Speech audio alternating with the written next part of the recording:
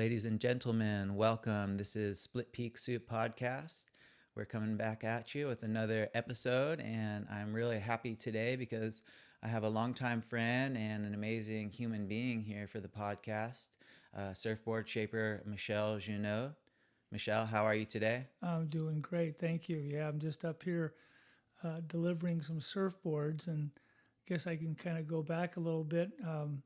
Lived here for 4 years in the early 70s, and then another 30 years from 1990 till 2020 when I moved to Arizona. So I've been away from the ocean a lot more than I've ever been in my life. But I'm still shaping surfboards, still making those and making it work. And I still have good friends here. Today I was going around just seeing people, so it's great to catch up. But I'm really excited to talk about surfboards. I'm excited to talk about surfing. Things have changed. I'll be 77 next month on December 28th. So I've been doing this a long time. Maybe go back a little bit. I was born and raised in Santa Monica, so I was a beach rat and just body surfing all the time until I was about 12. And I remember I was playing Little League, and a buddy of mine, this guy Kim Stoner, he had an older brother, and one day I went in his garage and there was this Dewey Weber board, and it was like, I don't know, it was 9.6 or something, but it was like, for me, I was a little kid just looking up and going, wow, this is a real surfboard, and I was able to touch it and stuff. Mm-hmm. And there were people surfing, but Santa Monica's a crappy wave, so it was more of a body surfing crash than a place to surf. So I saved up some money, and I was a really small kid for my age, and I went out and got a custom Jacobs. It was 710 by 20 inches by, I don't know, probably 2.5 inches thick, but it was proportioned perfectly. And these guys weren't using shaping machines. They were shaping these boards. They were masters, So that's how my surfing started, because I couldn't get my arm around a big board. Yeah. It was just impossible, And they weighed 30 pounds back in the day. Double 10-ounce glass. The whole thing was bulletproof. So that started my surfing career, and I never stopped since. So here we are 60-some years later, and I was hooked. Like anybody who's listened to this, if you haven't surfed, why don't you start? Yeah, right. Exactly. Because some people come across stuff like this and what? So it's an art form, it's a sport, it's a lifestyle, it's dance, it's speed. It's all these things wrapped into one sport, where only one I know of that you're on an energy thing called the wave that changes all the time. Almost everything else, any other sports, either, it's just static. It's a flat surface. It's even snow skiing is on a flat, surface, and you go through this thing, but it doesn't change like waves do.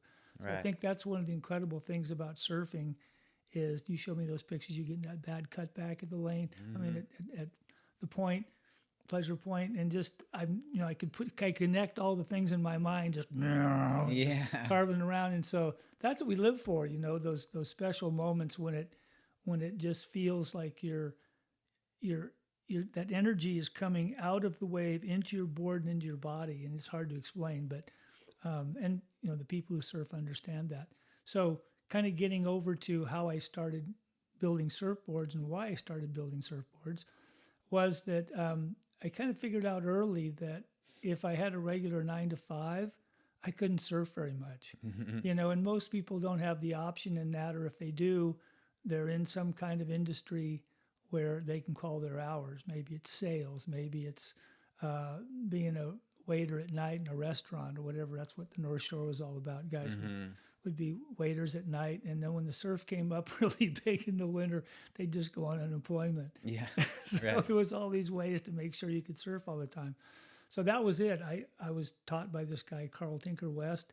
In 1965, I saw him at this place called Surferama, which was not really a trade show, but it was a demonstration, a demo of surfboards, and there was no wetsuits, there was no clothing, there was no racks, there was no nothing. There were just surfboards. Yeah. And so I met him, and my buddy met him first. Barry Gordon met him first. I found this really cool guy. look, these boards are insane. So I went over there, and me and him and another guy got on a surf team, and he was such a cool guy, but he was such a character. So what happened in 66, and this was growing from like 64, 65, is the East Coast kind of took on surfing big time. I mean, they've got beaches up and down the whole coast. It is all sand. Right. And so they got hooked. And so a lot of manufacturers were sending boards out. And Tinker went, I'm going to go back there and set up a shop and make them there. So the first year was 1966, and he invited me out and my friends. And that's where I first got my hands dirty and started, building surfboards. He started me off on polishing, learned how to do that, learned how to hold tools, that kind of thing. And then slowly just getting into shaping, getting used to the planer. So I would just do the same thing over and over and just level the boards out. And then he would go to the next step on them and just kind of got mentored right through the whole process. Yeah. So it was really great because he was a genius.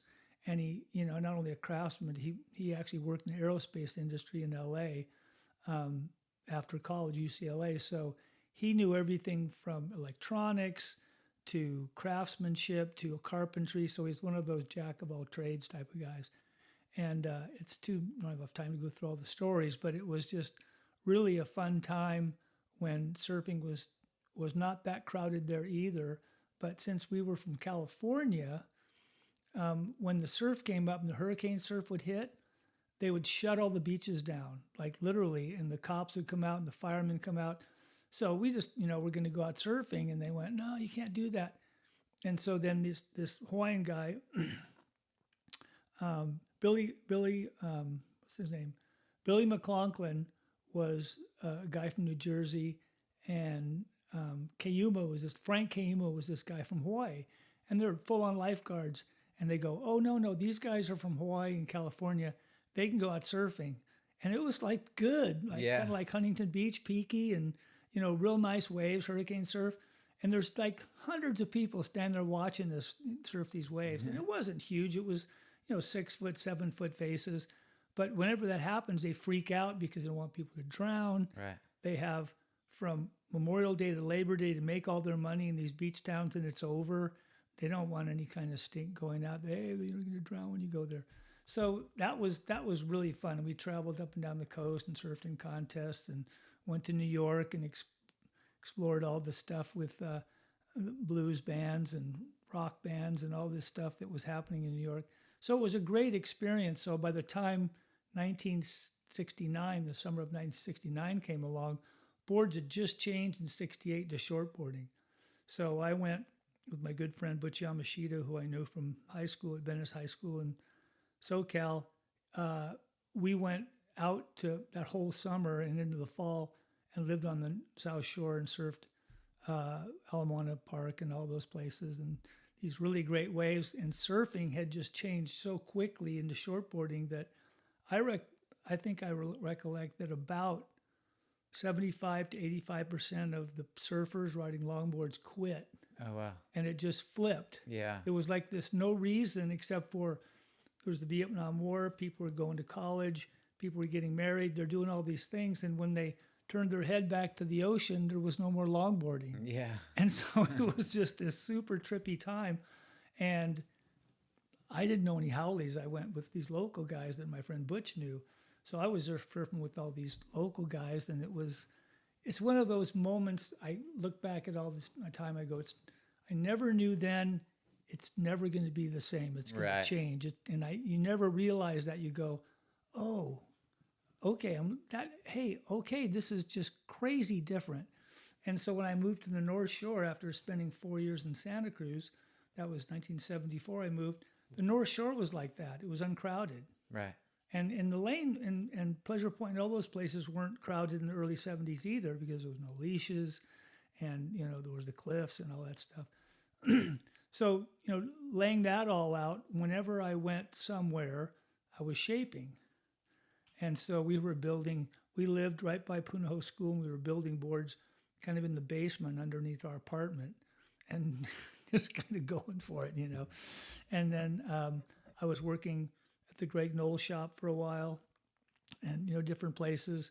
and doing some construction work and a little this, little of that, because the industry wasn't, the shortboard industry didn't blow up right away. It took a long time for it to get popular again and have any kind of, mass production thing. So, guys are probably trying to figure out what worked too at that time. Exactly. Good point. Trial and error. It was super trial and error. So we went, down into the 8-foot range, and I don't know if you've seen any of these, but you can find them.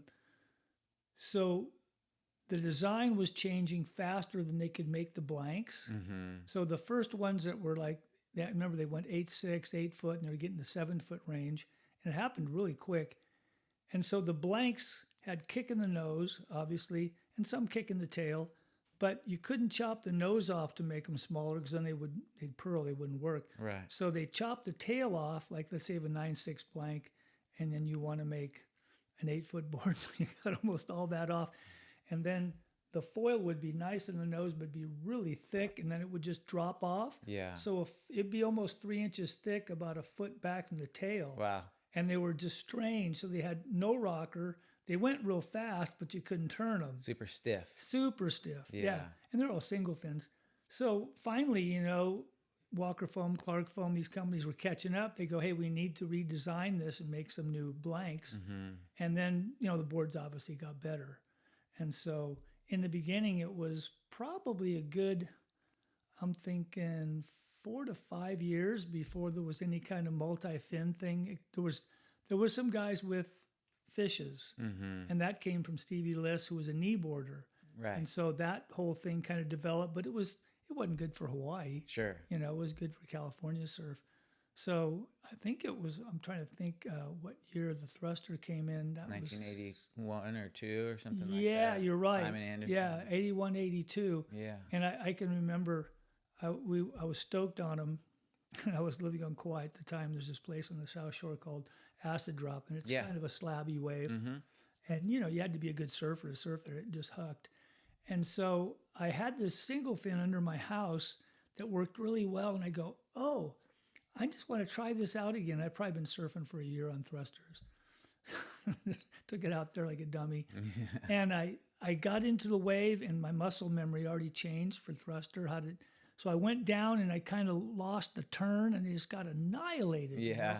And I went, oh no, I got to just throw this board away. Yeah. Away. And so that, speaking of today, we have so many options from, soft boards all the way to guns for Mavericks and everything in between. Yep. And so it's important, whether you come to a shaper like me or anybody else, or even go into a surf shop, you need some education on, what kind of equipment you need. Mm-hmm. And I find that most shops, unless they're a small shop run by a guy who shapes, you're not going to have much information that helps you out. Now you can listen to stuff like this. You can go online, and we live in that area. You can find almost anything out. I remember when that whole sway locks thing came out a number of years ago, and people were throwing out their ideas, and they were just making people confused. Yeah, sway locks. What do you mean? Sway locks was this website that was open to the public, and people just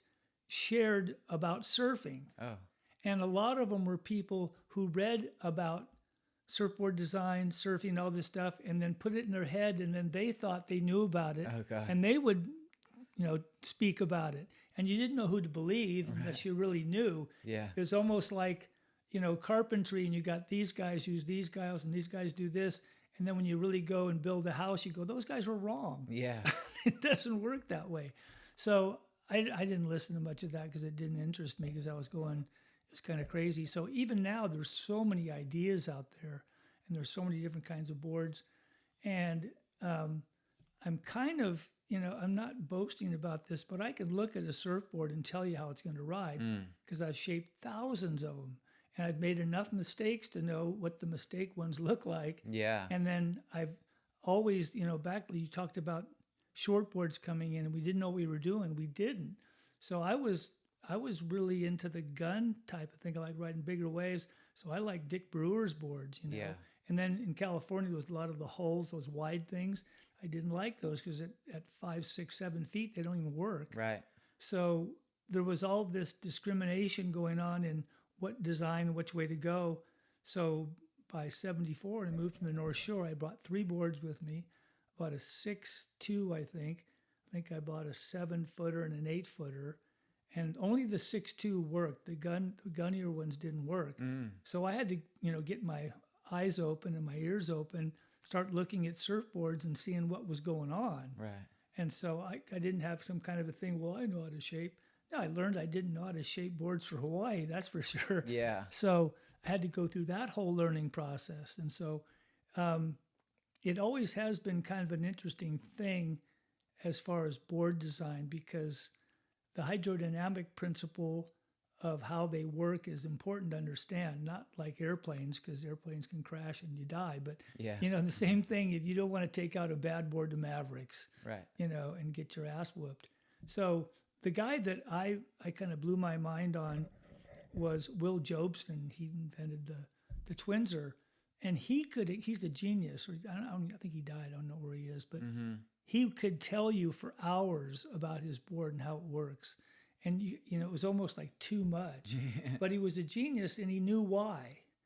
And so what I try to do is simplify that in the boards that I shape and tell people, this is why this rocker is important. This is why this rail, why the curve, all these things.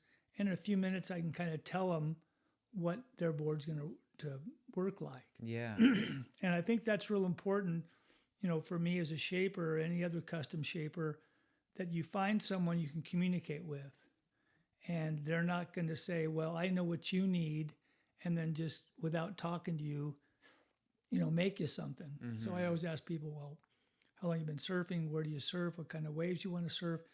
What kind of board you want to go ride these kind of waves for different kind of boards? So there's a lot of questions I answer for them, and then we kind of work through that whole process. So it's kind of funny. Sometimes I think, okay, I spend more time, this is good, more time with a customer and, not only dealing with the shape, but what custom color glass he wants, all the different specifics and details of a board, than I do actually shaping the board, because they're CNC cuts, right?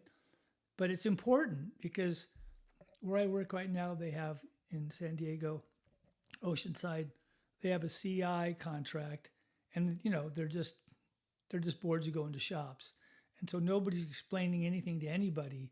You can go on their website and see what they say, but there's no conversation really between the shaper and the surfer. Yeah. And that's how most surfboards are sold. Right. Now, you've lived in Santa Cruz your whole life, right? So there's always been a whole bunch of shapers here in this town. This place is crazy. Everything's down now because of, bad sales and bad economy. But there's always been a lot of choices in this town to go get different guys to shape your boards. And it's really a super blessing. Yeah. And that's how it was on the North Shore too. All the boards for the shops in Honolulu, at least in the 70s, were made on the North Shore. And that was just because that's where all the surfers lived, Yeah. who knew how to shape, and they didn't move to Hawaii to hang out in Honolulu in the wintertime. Yeah. They're on the North Shore. Right. So the surf itself kind of drove the sport, Right. because we were at that time in the 70s, I think that was the best surfing in the world going on and the best waves in the world that we knew about. Yeah. And since then it's changed. I mean, nobody even knew about Indonesia. Right. A few guys maybe had gone over there, but it wasn't, blown up. And Australia's got good waves, but nothing like the North Shore. So Yeah. that whole era was really interesting. And then I think it was 76 was really the pro surfing thing started clicking in. And there wasn't much money in it, but it was pro, and it was working towards what we have now, where Yeah. guys make good money. But I think the thing I'm trying to drive home is talking to a shaper who understands not only surfing, but how to make surfboards, and then also just even the elemental deal, the elemental understanding of hydrodynamics and how that works. And the first thing I always work on in my boards when I've developed is you have to catch waves before you can ride them. And so the way the board, the bottom especially, is put in is so key to catching waves. Yeah. And so I always explain that to people, why the tail's like it is and nose like it is. There's quite a few factors there. But if you've got too much elliptical curve in the bottom of your board, it pushes water and it doesn't catch waves. So he showed me a picture of that 7.6 you're riding on. Yeah. And it looks like, you glided in super easy and you weren't like freaking out on the drop or anything. And then that gave you that nice space to really have space to work on the wave. Yeah. And it, if I looked at the board, I go, this looks like a great board. And when you showed it to me, I go, well, it looks like you're killing it. So it should be a pretty good board. Yeah. So one last story to kind of zip that up. I remember I was surfing Sunset and I came in already, and Sunset has this sand beach and it's kind of a point break reef thing. And I came in kind of up by the top on the other side of Val's Reef and up where the berm goes, and there was a bunch of bushes and the houses. Reno Abelard was sitting there looking at his board, and I could tell from his facial expression, he was like, why isn't this board working well? And this was probably 74, 75. So people were still dealing with, how do we improve, the surfboard? How do we improve this for Sunset or Pipeline or whatever? And Lopez and those guys figured out the board for Pipeline and that kind of thing. Mm-hmm. And so I think, we come down to this point now when it's still the ride anything movement. We've got everything from Costco boards to, guns for Mavericks. And it's interesting in that I think about 20 years ago, you could walk into a surf shop, and this is kind of before the fish started getting popular, but you'd sit there and you'd see a long line of 40 boards, and you'd go look at them. They're all clear, and they have different logos on them, but they're all almost exactly the same because they figured out the shortboard. If you watch carefully, when you watch these pro contests, their surfboards are pretty much all the same. Yeah. And so why? Because they've, just like when you see Formula One racing, the cars look the same because they want to win. Yeah. And so, I'm never going to make a board for someone that good, but I make boards for people who want to get better. Yeah. And I think that's the key. If you're stuck on something and your surfing isn't getting better, you probably don't know it. Right. Because you've never tried a board that works better. Yeah. Thousands of hours that those guys put into surfing waves, and they're already expert, and then they fine tune a board to do a certain thing for a certain, circumstance. And then, it's going to work great for them. They need reliability, but for your average Joe coming in, looking at all those boards, it's like, that's not going to do you that much good for trying to have fun. So I was going to ask you the question about, like you're talking about the ride everything movement, and something that I've noticed is that, even if I grab a bigger board, just the ease of movement and drawing clean lines and having a little bit extra thickness and extra length, you can just maximize your fun. You're going to catch more waves, have more fun. And but that's like, I'm sure as a shaper, you're probably, just getting fed up with people trying to get something that didn't either match up with their skill or just it aligned with some idea in their head about what good surfing looked like, or the board that you use. So it's like, just going back to what you said, having somebody who can sit down with you with the experience and the knowledge and the patience to steer you in the right direction. And I think that that's the value of a custom shaper. Okay, so this is perfect segue to this customer I have right now. So he saw me on Instagram or something, and he was a professional basketball player. He's 6'10", and he weighs 225 pounds. So he went to Cal State Long Beach when they had a good team, and he played for 8 years in the European League, which is just one step down from the NBA. Yeah. These guys are good, right. The European guys are good. So he's a huge guy, and he had found a board of mine that was 10-1 by 24 inches wide by 3.5. He's super stoked on it, and I say, well, I'm not going to make you, that board's still in good shape. He loves it. He somehow he found a 7.2 that was too narrow and too thin for him, and he can't do anything with it. So we're talking about an 8-foot board, and we're talking about more width, more thickness. But I know the guy can surf because he grew up surfing in Southern California, but then he just got huge, and then he went off and did his career thing. So they just moved up to Mendocino County, and he's stoked to live up there. He can surf when he wants, and he's retired. So now I'm dealing with the biggest guy, tallest guy for sure I've ever made a surfboard for. And so I'm thinking, okay, we got to know that 24 inches is not too wide. The guy's probably got a wingspan of whatever, you know what I mean? Yeah. So it's like trying to make, boards for big Hawaiians who don't have big wingspan, but they're giants. Yeah. They're just like these crazy, and they rip. Right. But they can't ride a little board. Yeah. So all that stuff comes into play. Another one is women, whole different thing. Most of them aren't going to go out and charge big waves, but they can get sidetracked in their surfing from boards that don't paddle good, or they're too thick, or whatever. And the same thing goes. They're smaller, and they need a thinner board. But if they're just a beginner, I go, why don't you go out and just get a soft top and see if you really like this? Yeah. Then if you're stoked and you like it, then come back and see me. Because I don't ever want to, sell somebody something that they're not serious about. Right. Parents will come to me, I want to get a board for my kid. Has he surfed yet? No. Well, you go to a used shop and get a $100 shortboard and get them out there. Right.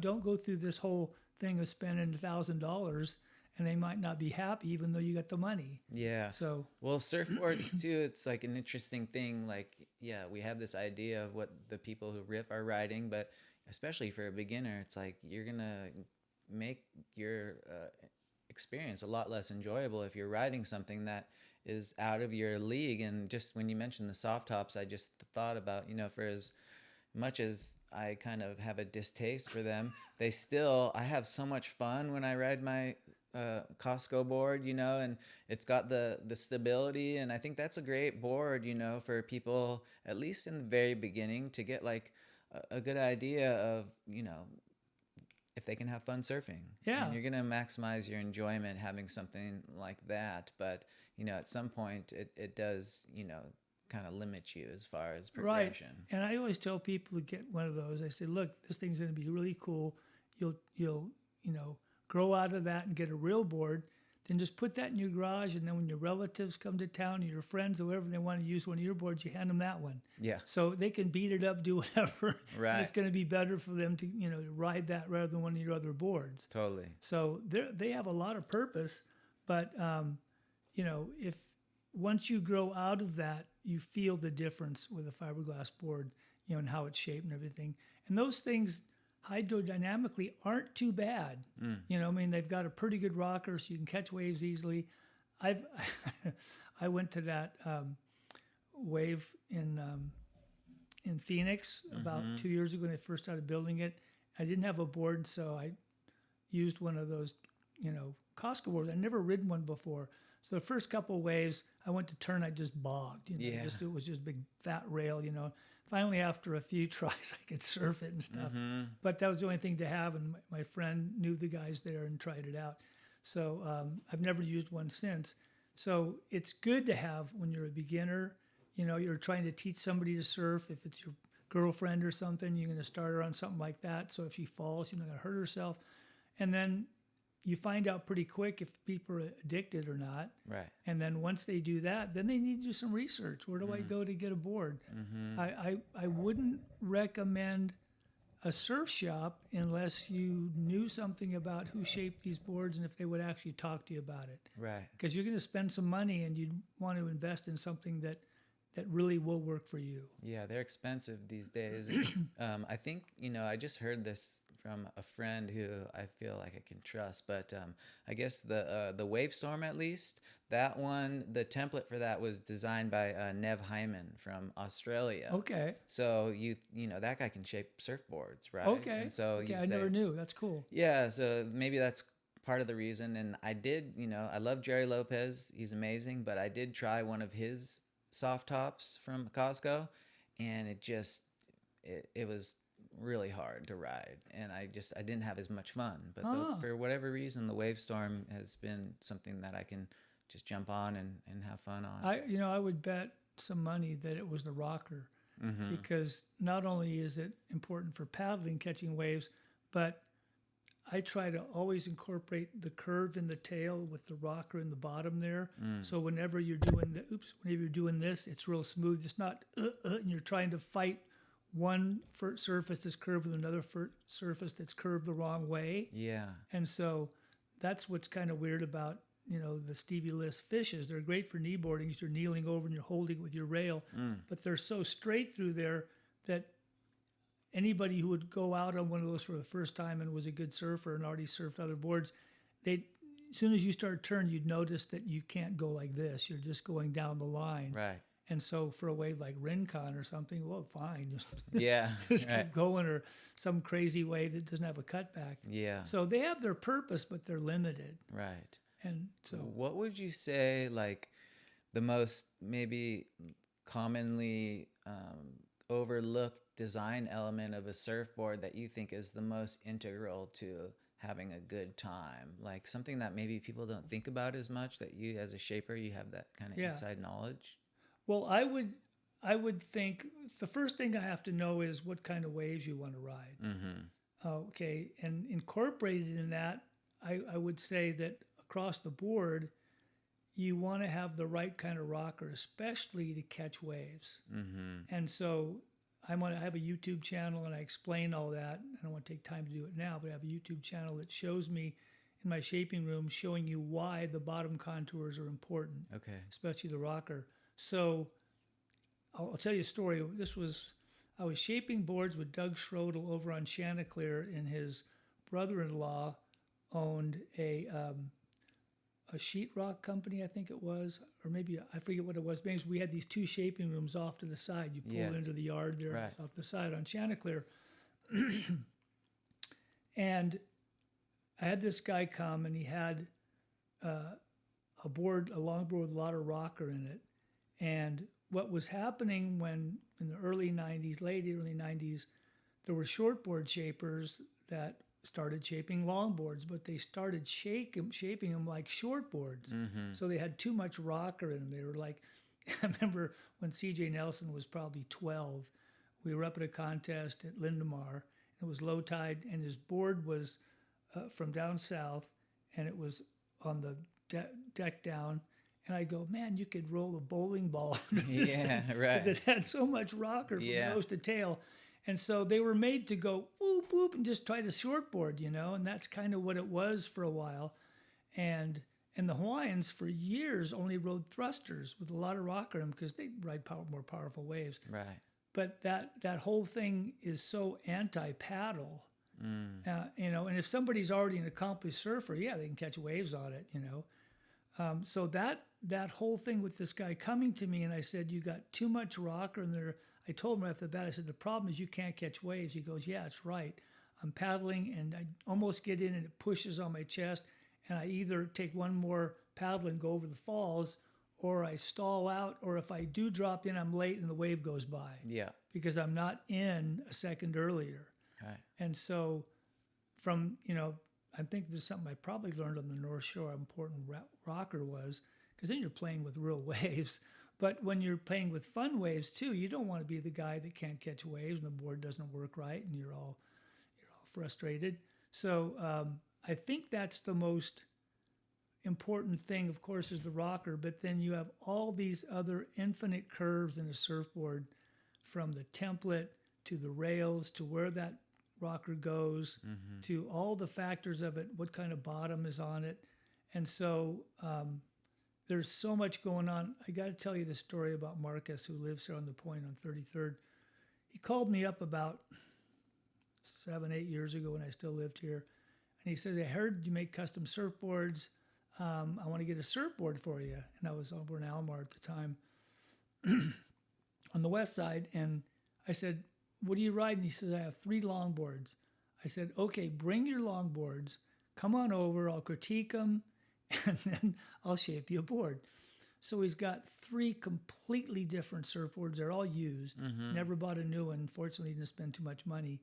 They were all complete dogs. And so I could see he's going from one to the other, and they're just hindering his surfing. He's a young guy, 35 years old, great shape, And so I go, okay, sell these immediately, and I'll make you a board. So I made him the Easy Rider model, which is on my website and on that video. And it's my most popular longboard. It's for riding anything from 2 foot to 8 foot. So he gets the board and he's just like nuts. He goes, okay. So he's ordered 4 more boards from me since then. And they're from a little fish to an egg to you got a nose rider and you got one more. But you got 5 different models.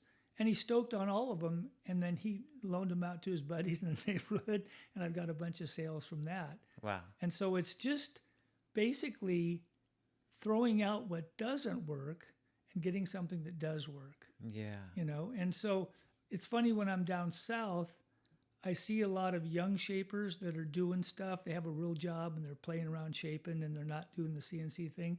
And they're learning, they're doing stuff. But for almost anyone who came up shaping from the 60s or 70s or even the 80s, you got to put a lot of boards under your belt to really get good, to really start understanding your shapes. And, some guys aren't even good surfers, but they have to depend on the team guys that are on their boards or whatever to get that feedback so they're making the right thing. Right. And I had the benefit of being a good surfer, so I could tell when it doesn't work. And I've never CNC scan on a board that doesn't work well. Why would you? Right. There was these boards out for a while called modern surfboards, and they were all real generic. I mean, whoever the guy got to shape them, they just looked too neutral. They just didn't have any pizzazz to them. And they sold zillions of them because he was the world's largest board builder for a while. Oh, wow. And so, those things happen just because people don't know what to buy or they don't have the opportunity. Yeah. Kind of a thing. So, and we're kind of entering this period where surfing has been around for long enough that we still have surfers like yourself who've been shaping since the 60s and gone all through all these little different changes and fads and eras. And so right now, as it stands, there's no excuse to not have a surfboard that works good for you. It might take some trial and error to figure it out, but from a fish to a single fin to basically anything. There's so many different options, and people have been shaping long enough that if you find the right shaper, depending on what type of waves you like to surf and how you like to surf, you can find somebody who does a great job and will get you going there. Yeah, totally. Where do you see any... I mean, there's not much room to go as far as like different shapes and stuff like that, but could you see any other like things in the horizon that would change surfing, or do you just expect to just keep refining what has kind of come out through the years at this point? I think that I don't think there's any huge thing that's going to go one day, wow, we discovered something that's different or totally different, even slightly different, that has improved it more than 1% or 2%. Because how long have we had professional surfing? So 25, there was just this, it's 50 years now. Yeah, it's got to be. In about 6 months ago, they celebrated that that video that was made about the Australians and the South Africans and those guys busting down the door. Yeah. We're here now. That was 50 years ago. Yeah. 1975, and I was there through this whole thing. And that was really interesting because that was still single fins. And so it was kind of the beginning of intense professional surfing, not only egos, but there was some money, So those guys, Australians, very competitive. And so Hawaiians didn't like that because they were kind of shoving it in their face. And you remember the thing, Rabbit Bartholomew is wearing, a boxing robe that you wear when you get in the ring and take it off and ready to beef. Right. And the Hawaiians went, "Oh, you like beef, brah?" Yeah. So it was like, "What are you doing?" He didn't get it, Yeah. Fortunately, he didn't get killed. Right. But there were a lot of vibes on the North Shore then, and guys were hiding out. It was kind of crazy, and I was a haole, but I mostly had local friends, and I didn't make any statements of this and that or whatever. I just Yeah. love to surf every day. Right. So That was fed by the media too. Yeah. They kind of were drumming up that whole thing. And not to cut you off, but as a haole in Hawaii, I found that anytime I go, especially, you have a good friend who's a local there.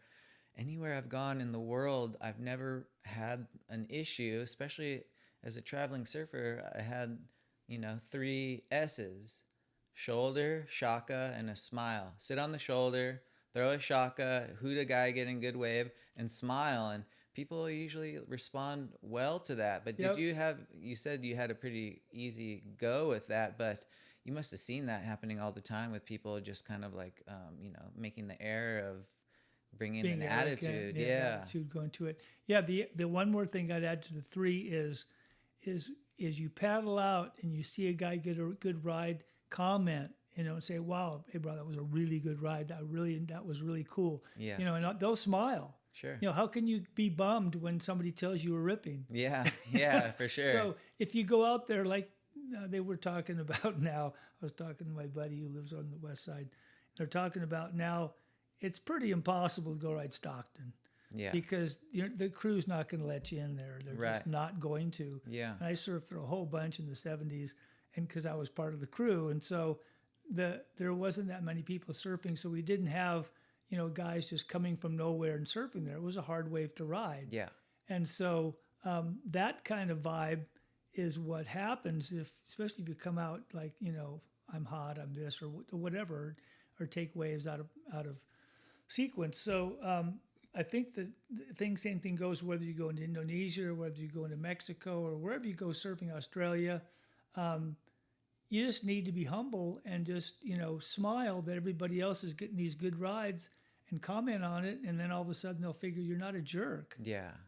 Yeah, it's a useful thing to have that just the warmness about your personality. Right. And, I think I was talking to Sean Burns, the last guy who was on the podcast, and I was terrified of surfing Stockton my whole life just because the real heavy guys, the stories I would hear. And one day when I was like 25, I was talking to Rufo, and he's like, just paddle out there. And I paddled out, and I got some waves. I saw people who are my friends, and it all went smooth and fine. But I still haven't just made that that pilgrimage since then, because that's their wave, and you have to put in a lot of effort to surf some of these heavier waves, and it sorts out the lineup and stuff. So I think it's interesting about Santa Cruz because you could grow up on the east side and the west side feels like a whole different country basically. It's such a weird thing. And as you were living in Santa Cruz and stuff, was there any of that east side west side kind of like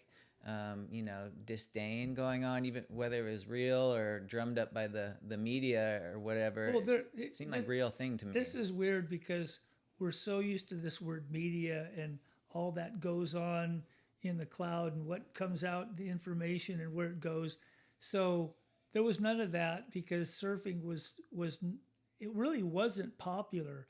I mean, the waves in Santa Cruz have always been fantastic. I think, in this county, there's more good waves than any other place, even the ranch, than anywhere else on the coast for consistency, size, quality, all that stuff. And you got everything from 38th and Capitola and Cowles to Middle Peak, Seward Peak, up the coast, Scotts. You got these waves that are real. Mm-hmm. And so it's kind of interesting in that, going back to when I was surfing Stockton, is there were some older guys in that older generation that were already, like I was in my 20s, so guys in their 30s who would come and comment and go, "Wow, you guys are really, we never rode these waves," because you couldn't with a longboard. And I guess a couple of guys did try it, but you can imagine trying to get an old funky log in the wave, and it's not easy. And so it was just, something that in the summertime we were always attracted to there until it got too big. Yeah. Or we'd ride the lane at high tide and then over there at low tide. And I remember one time there was a big south swell and I lived on Mission Street. right across from the old Snow White Drive in right Fair Avenue. When it hit up the top at the PCH, I was right across the street. We had a surf shop there, Westcliff Surfboards. Me and my friend Chuck, that was our brand. We Yeah. got that one going. So I forget why we did this, but me and Norm Heitman and my friend Braxton, we went over to the east side and rode Sewer Peak, and it was insane. And I'd never ridden it before. Yeah. It was big and glassy and just really nice. And there was nobody out. Wow. Yeah, and so there were, Tony Mikas was a guy over there, Johnny A, some of these guys, Mark Angel. Mark Angel surfed both sides, so getting back to that whole thing, Mark was all over the place. He didn't care east-west. He grew up here, really good surfer. So the answer to was there an east side, west side thing? Yeah, but it wasn't, there was nothing spoke out about it. It's nothing like, Yeah, right. once you go over the San Lorenzo River, you're in enemy territory, Right. whatever, So it wasn't like that. I just didn't surf there because I don't want to drive over there. Sure. I was on the west side. Even though we had a shop then on Thompson Avenue, I would almost always surf the west side.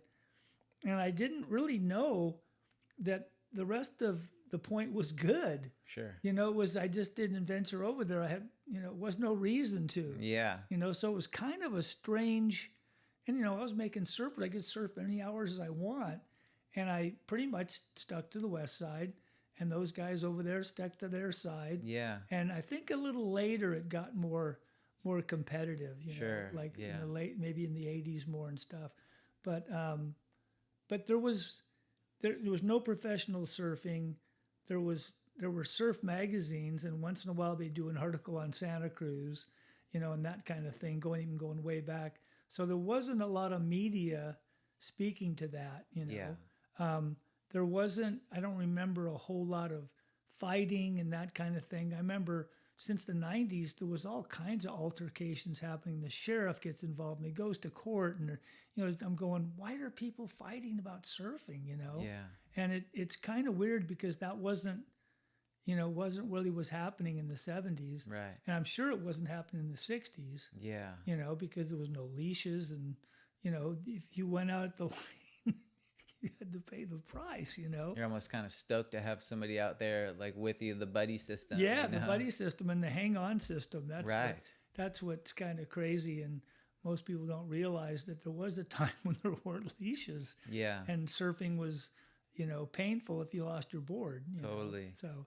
And yeah, it kept you in really good shape, I'm sure, swimming after the boards like that. And speaking about being in good shape, I mean, you're someone who's been able to like age really gracefully and be able to surf and still like hanging on to your talent, And I was just gonna ask, like, how does that look like for you these days? Is there anything where, because I know like my neighbor Dennis Godfrey. Oh, I know Dennis, good guy. Yeah, great person, and great surfer. I mean, I just have images of him at Sewers doing his like patented style, like he's conducting music but taking these really sick lines. And but one thing he's having a hard time surfing Sewer because his pop-up is suffering, and I know that's like one of the first things to go. You're right. You're right. What's your relationship like with surfing these days, and are you mainly on a longboard or? Yeah, thank you.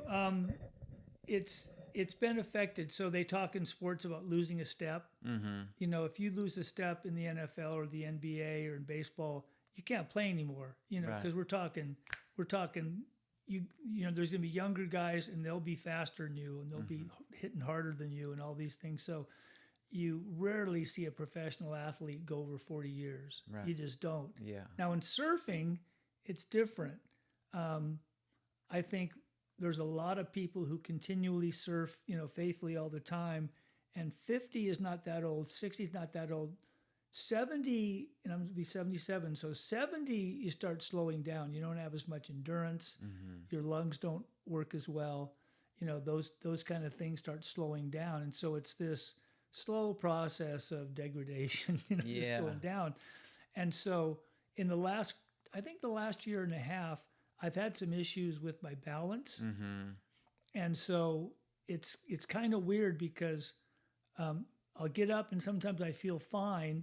And if it's an inner ear thing, I think of some kind, So if I move my head real quick, it kind of goes, whoa, and it gets a little equilibrium kind of thing, little vertigo kind of a thing. Yeah. But when I'm surfing and going along, I'm pretty cool. Right. But my balance isn't as good, so it's harder to nose ride. Sure. So my surfing now is somewhat limited to Malibu and Rincon because I drive the coast to deliver boards. So I try to surf on the way up and the way down. And those waves are easier. Obviously, they're all perfect and everything. Yeah. So that's cool. I was going to surf yesterday, but I was too late and it was kind of all kelpy and super low tide. And then the summertime, I surf down in Southern California when it's 70-degree water, which I still do. So I'm losing something there. So this is being honest. Like this was a south swell in midsummer, and it was Malibu. It was, faces. It was 4 to 6 feet. Yeah. Little overhead in the sets. A couple ones a little bit bigger. So I was out surfing, and I know all the local guys there. I've been, grew up surfing there. And Alan Sarlo's a good friend of mine and all these people. So I was getting waves, and I got like on probably a 5-foot wave. I fell, and I got disoriented, and I got a double hold down. Oh, wow. And it was only that, it wasn't very big. So what happened was the water fortunately was clear. So I fell off, and I get disoriented which way's up. So I just swam lightly, and I hit my head on the bottom. And Dang. I went, oh, okay. And, it's not big. So I said, okay, calm down. That's okay. And then a wave went over. Yeah. And then I came up. I said, I didn't freak out. I said, okay, just look for the light and just get back up. Mm-hmm. So I wasn't freaking. And so I learned that a long time ago. Don't freak out. Yeah. No matter what happens. Conserve your oxygen. Yeah, because you just stressed out, used up oxygen. So I was going, I really can't ride big or surf, especially when the water's like dark, like up here. Yeah. I mean, you get a wipe out here and you can't tell which way is up and down. No. So that's kind of where I'm at. I still love surfing, but I can't, if I went to the tropics and it was perfectly clear, I still would go, you know what? I can't ride. I can surf big waves, but I'm not going to take the chance of double hold downs. Right. Yeah. So I'm riding smaller surf, doing that thing.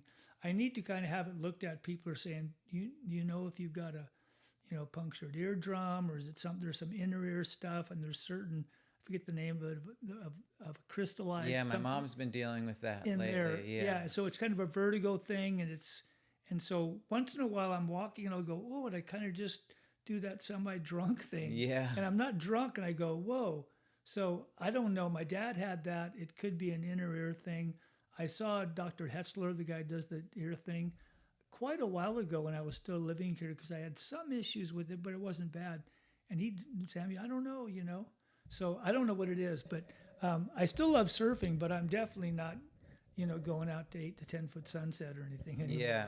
Well, it's good. There's something to be said about knowing your limits and aging gracefully, because you want to be able to still get out there as long as you can, and why risk that with like a serious injury? Yeah.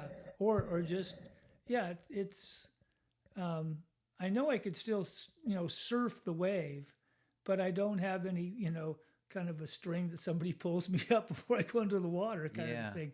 And everybody who surfs has to deal with that issue one way or the other, unless you only ride cows at 2 feet for the rest of your life. Right. But, surfing in any kind of sizable wave, you have to understand you're going to be under the water possibly for a while, and you have to, and you learn that as a kid, I remember when I was riding that little 710 I talked about earlier in the podcast, and there's a place called Point Zero, and it's just before Secas. It's along that area between Zuma Beach and then Point Magoo. Mm-hmm. There's that area there, and there's cliffs there, and there's waves down there. So I went up with my buddies, and my good friend Bob Fleckenstein, his brother Richard had a Woody. We throw our board in there. So it was big south swell, and just paddled out there. And I lost my board, and I was getting pounded and pounded and pounded. I was probably lost my board on the first wave of a 7-wave set. Yeah. And I was kind of freaking out, And then I made it, and I went, okay, that's what that's like. Mm-hmm. And I can still remember it, and I go, okay, that was cool. I survived it, And then when I was a kid, a teenager, I would read about surfing big waves. And this guy, Buzzy Trent, famous surfer, he would write these really, just hyperbole type of things, just this stuff of you're out there and the wave crushes you. Just, he's going on and on how bad the white parts are.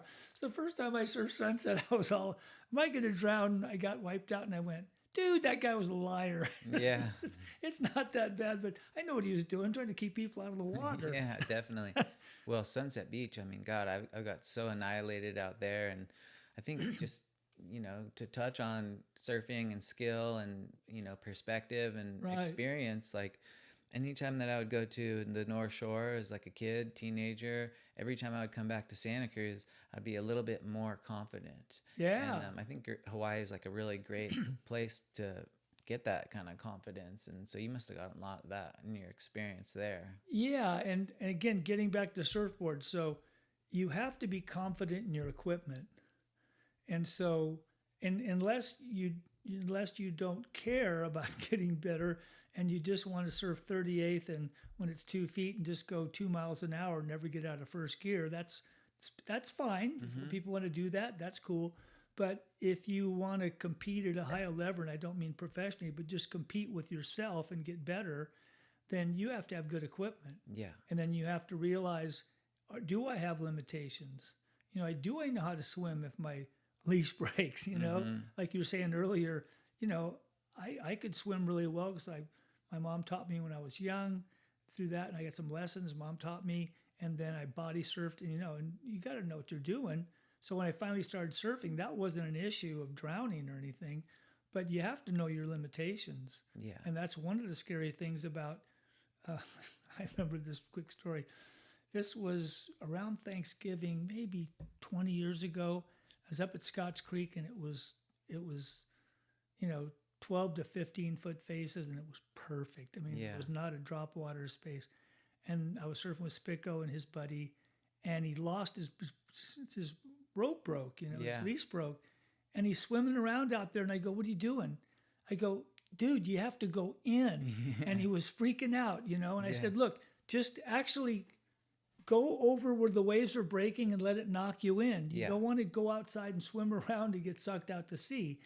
And so I learned that at Sunset. Obviously, you go in immediately to find your surfboard. You almost have to like pin it towards backyards to get through the boneyard. Because everything's going like this and washing you out. Yeah. So the weird thing is if you don't know if your board went into the Val's Reef, went inside and is floating by the beach, or if it went in the rip and it's going out to sea. Yeah. So you don't know sometimes which way to go. Sometimes with the offshore winds, they would go there. Right. And this is all before leashes. So there's a lot of those complicated things you had to deal with without leashes have been solved for people, but that doesn't mean, your leash isn't going to break and you have to know how to swim in, So Totally. I finally convinced the guy, go in and then you'll be cool, And so it was, and I could swim where that day was so good. Wow. But there's those kind of days, but in Hawaii, those happen all the time. Right. So I didn't, if my leash breaks, I don't freak out. Just go get it. Yeah. Now I'm not going to experience that anymore in big ways, but it's part of the whole thing of, appreciating, the Hawaiians in the 50s and late 50s and the 60s and the guys who came from California and surfed Waimea for the first time and, all that stuff that they did. And, George Downing was kind of the Hawaiian guy who'd experienced all that before these Haole guys came over. And I think, those are the guys who really changed surfing just by riding big waves. Yeah. I know somebody was going to do it sometime, but, there was this whole thing, well, Kapu, there's a curse on Waimea Bay, going to die and all this stuff. And then guys started riding it and they didn't. So, it's kind of like climbing that high mountain and you didn't die. Or Pioneers. Yeah, pioneers of the whole thing, And kind of sadly, I think all those guys are almost dead. Maybe I think Mickey Mios might be in his late 80s or 90s now. So, that part of our history is really important, and all the things we've been talking about in our history. You said, what's in the future? I just think refining things. Yeah. I think finding,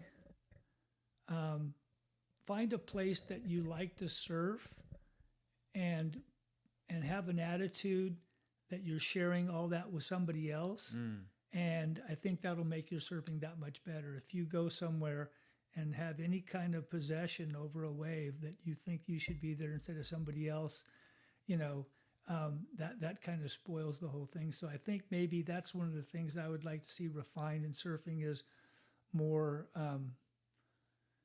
more manners, that kind of a thing.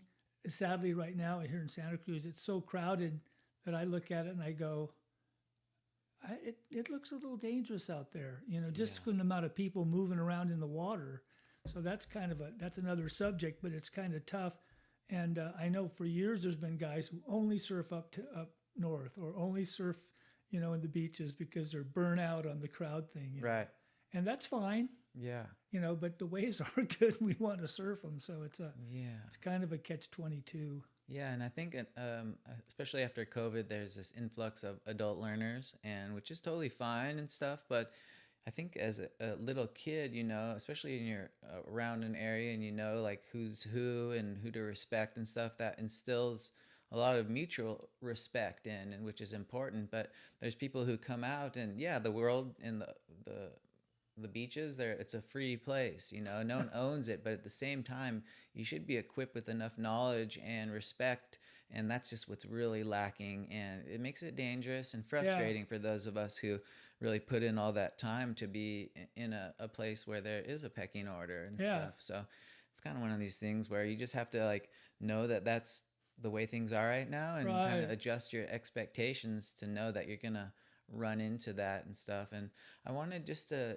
touch upon your move to Arizona, and I think that it was important for you and your wife, who is dealing with Lyme disease, to have a place with a better environment, with just kind of a place where you could live a little easier. Do you want to just explain about that and how it's changed your program?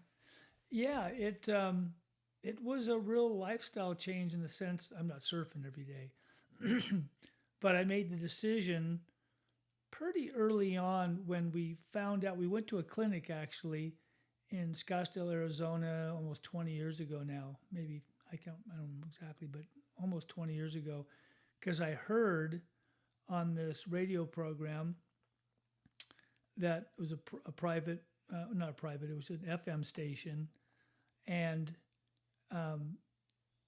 it was the guy's name again. Can't remember the guy who owned the station. Anyways, he was a orthopedic surgeon here in town, and he opened up this station for everything from, because he's a medical doctor, everything from medicine to politics, was it to Weil? religion. No, Andrew it's Weil? no, it's I'm blowing it. But anyways, okay. So anyways, he was very knowledgeable. He's a Christian guy, very knowledgeable, politics, very knowledgeable in medicine. And he had this guy on, and he was from a clinic in Scottsdale, in Arizona, called Invita Clinic.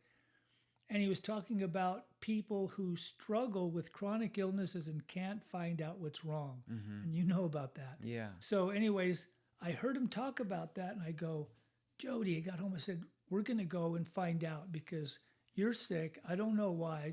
Doctors can't tell you why. They tell you you're crazy. They tell you this, they tell you that. And I know you're not crazy, and I know you're sick. Yeah. So we went out there and got tested, spent 2 days out there, and it worked out to the fact that now we had a target on the wall. We knew it was Lyme disease and other co-infections we found later. And so we started looking into, okay, what do we have to do now that we know what it is? How can we treat this? And one of the things that came up was mold. Mm-hmm. So there's mold illnesses that, whether it's the mold colonies living inside of you because you live in a moldy house with water damage and mold everywhere in your house, it's either that or it's compromising your immune system enough to where these other pathogens can live in your body, mm-hmm. and then you're double sick, triple sick, Yeah. So we finally figured that out, and then over time she kept getting better and better practitioners, health people, naturopaths, and they said, we went to this gal over in San Mateo, and she says she and both their other doctor there had Lyme disease and were recovered. And she says, you have to get out of the mold thing or it's not going to work. So first thing I started doing, where are we going to go? So I went up, in the low Sierras where it's pretty dry out there and stuff, and desert. And then I went over to Hawaii and the Big Island. I thought there's places there, but it was still more humidity than we can handle. So we finally settled on Arizona because it's the driest place in the country. So within 9 months, Jody was clean. She was clean of her Lyme disease, of the co-infections and all that stuff. So it was the fact that she just needed to have that mold out of her, so that her immune system could get back and fight the stuff that was going on. And she's had some infections since then, because you're never going to have as good immune system as you had as a kid if you've gone through all these infections over time, especially stuff like Lyme. Yeah. So she's doing much better. Yeah, and I'm really stoked on that. And we love the environment there. It's really cool. It's like, it's wide open spaces. It's big sky country, it's pretty cool. And I've been driving around the last couple of days in Santa Cruz, and I'm going, man, this place is beautiful too. I mean, it's really, really nice. It's a different kind of beauty, obviously, even than Hawaii or wherever you go to places that are beautiful. But it's really cool. So we enjoy it. We found a really good church there. We have good friends there. We're still battling with finally finding the right place to retire. We've gone through some stumbling with buying property and overestimating or underestimating how much it would cost. And we're still doing fine financially, but we're looking for that special place where we can finally settle down. And so it's affected, in the last 4.5 years, it's affected other things going on in Arizona because so many people are moving there. Yeah. So it's got its own issues with not enough doctors, not enough this, because there's just people pouring in there.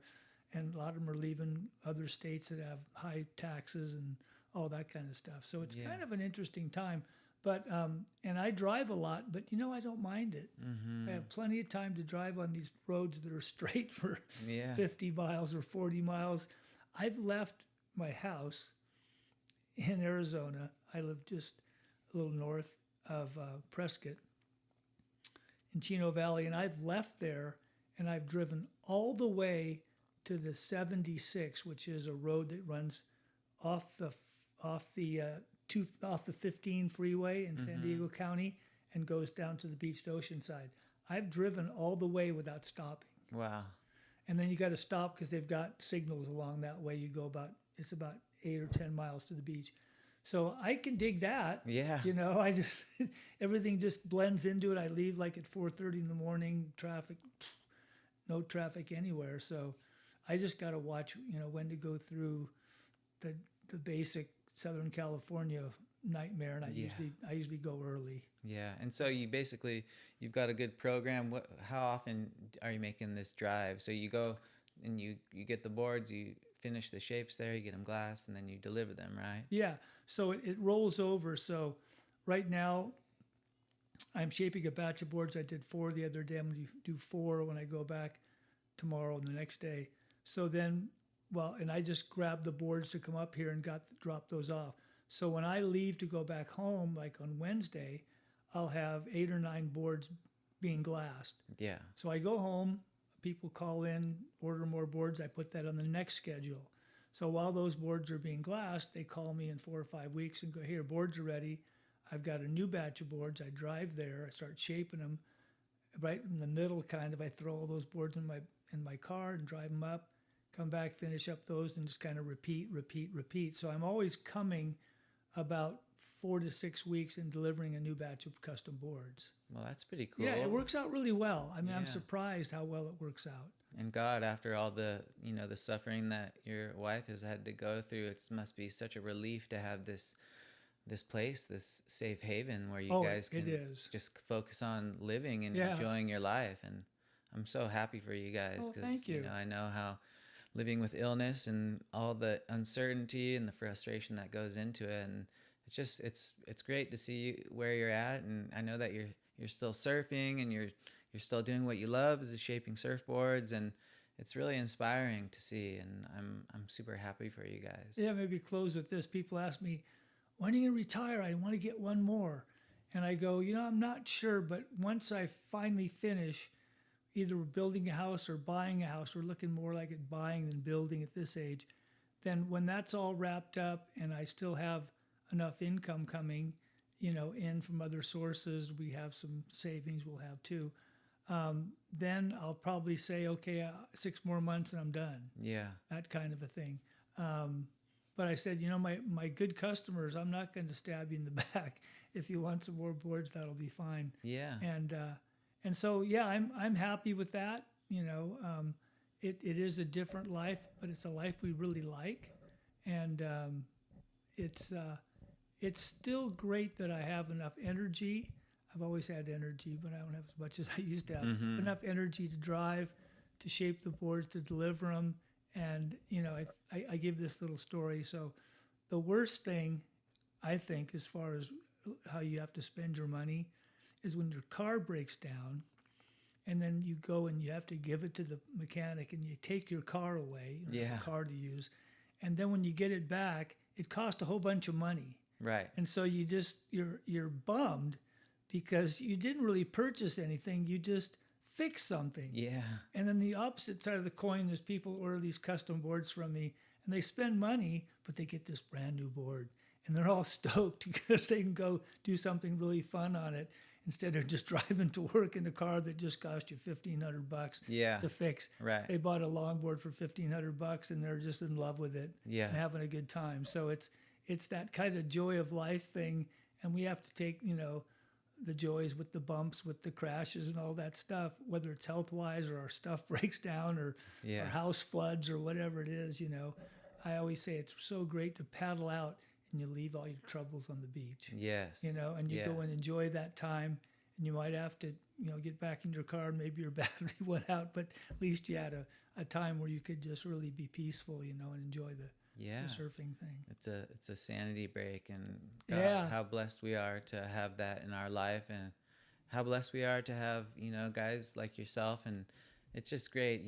to catch up with you and to hear how you guys are doing. And like I said, Jody's doing a lot better. That makes me feel great. And I think for now, this is a great place to peel off. And I've just had a great time catching up with you and talking Neil. story. And this is a place where, you can always come back, and we could do this another time and get into some other kind of cool subjects. But sure. I'd could focus on one other topic or a couple other topics. I've got a million in my head still. Yeah. But this is kind of a great overview, and thank you for having me. Yeah, my pleasure. All right, you guys. Well, hey, thanks again for listening in and checking us out on YouTube. We're part of the Santa Cruz Vibes podcast network, and we also print magazines that come out quarterly. And Michelle's going to be in the next issue. We just did a profile, so maybe we could link the viewers in somehow from the article to come back and check this out, some kind of QR code or link. So that'll be great. And just thank you for your time. And this is a Split Peak Soup podcast. I'm Neil Carney, your host, and we're signing off. Cheers, guys.